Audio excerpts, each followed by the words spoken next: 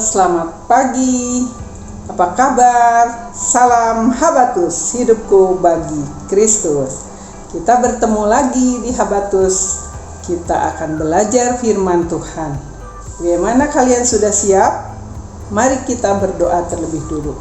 Bapa di dalam surga, di dalam Tuhan Yesus Kristus, kami mengucap syukur pada saat ini karena Tuhan memberikan kekuatan, kesehatan, dan kami bisa untuk belajar kembali firman Tuhan. Tuhan pimpin acara ini sampai pada akhirnya. Di dalam nama Tuhan Yesus Kristus kami berdoa. Amin.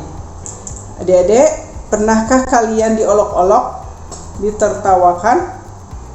Misalkan kalian melakukan hal yang benar, melihat temanmu menyontek dan kalian tegur, tetapi malah kalian dilaporkan kepada guru, sehingga kamulah yang dihukum oleh gurumu. Pernahkah itu terjadi? Bahkan selain dihukum, teman-temanmu mengolok-olok kamu, mentertawakan kamu atas apa yang kamu alami. Kamu sedih pastikan kalau mengalami hal itu. Nah, kita akan baca apa yang terjadi dengan Nabi Yeremia di Yeremia 20 ayat 7 sampai 18. Tapi Ibu akan membaca sebagian saja ya. Kalian baca bersama-sama dengan Ibu. Yuk buka Alkitabnya.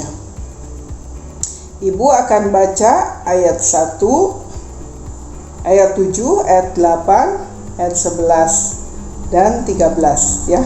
Yuk. Keluh kesah Yeremia akibat tekanan jabatannya.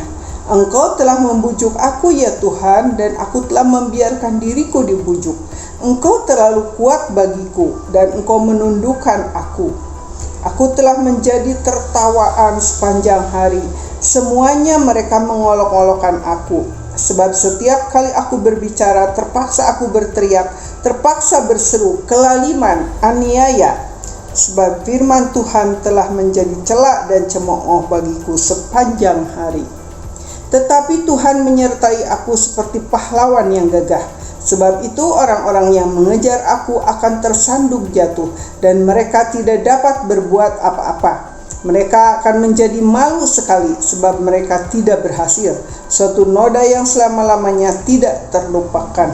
Ya Tuhan semesta alam yang menguji orang benar, yang melihat batin dan hati, biarlah aku melihat pembalasan-Mu terhadap mereka, sebab kepadamu-lah kuserahkan perkaraku.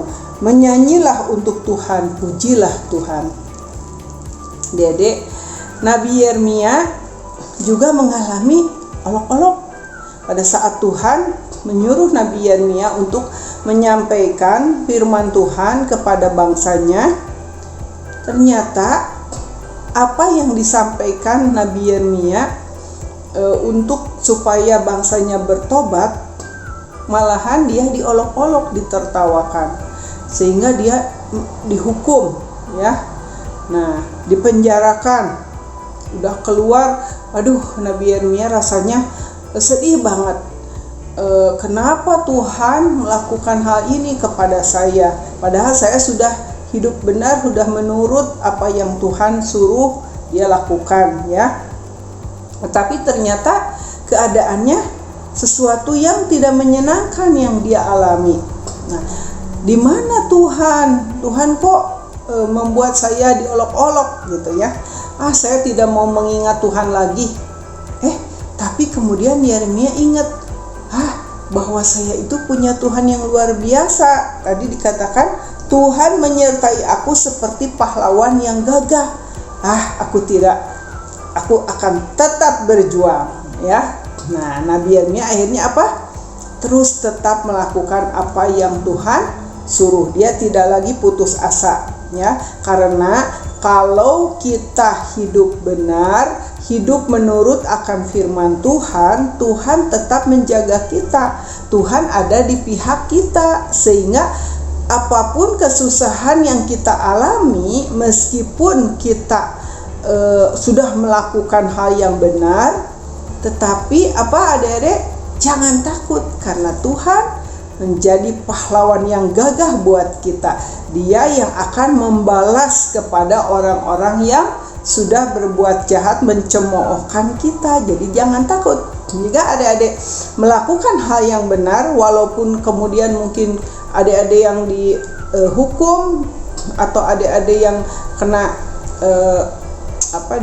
dijahatin gitu ya sama temanmu, jangan takut, tetap bicara kepada Tuhan di dalam doa. Tuhan, apa yang dirasakan adik-adik bicara kepada Tuhan seperti Nabi Yeremia.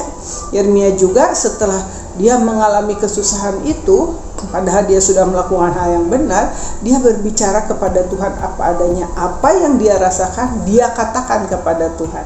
Tuhan melihat, Tuhan membela, Tuhan membalaskan kepada orang-orang yang jahat tadi. Demikian ya, kita harus ingat, jangan putus asa, kita tetap maju, kita tetap melakukan hal yang benar. Misalkan adik-adik menyampaikan tentang kebenaran firman Tuhan, tentang Tuhan Yesus yang sudah mati di atas kayu salib, kemudian adik-adik dijahati sama teman-teman, jangan takut. Karena benar, Yesus itu adalah Tuhan yang sudah mati di atas kayu salib untuk menebus dosa-dosa kita. Nah, kita harus percaya kita punya Tuhan yang luar biasa, Tuhan yang sudah mengalahkan kematian, bangkit, sekarang ada di dalam surga, menyediakan tempat bagi kita orang yang percaya, orang yang tetap setia menyampaikan kebenaran firman Tuhan. Mau adik-adik tetap setia, tetap mengatakan hal yang benar, berbuat yang benar, menyampaikan kebenaran firman Tuhan, menyampaikan kebangkitan Tuhan Yesus, penebusan Tuhan Yesus atas dosa-dosa kita di atas kayu salib, ya, kepada orang-orang yang belum percaya, supaya mereka juga selamat. Kita berdoa. Bapa, terima kasih hari ini Tuhan sudah menguatkan, mengingatkan kami untuk kami tidak berputus asa, untuk kami terus setia melakukan hal yang benar seperti yang sudah Tuhan ajarkan. Tuhan mati di atas kayu salib, Tuhan juga diolok-olok, Tuhan juga diludahi tetapi diam, dan Tuhan menyatakan kebenaran-Mu. Engkau bangkit dari kematian, Engkau naik ke surga. Dan begitu juga kami, jika kami tetap percaya akan semua yang Engkau lakukan, kami tetap menyampaikan kebenaran firman Tuhan ini kepada teman-teman kami, maka Tuhan beserta kami selama-lamanya.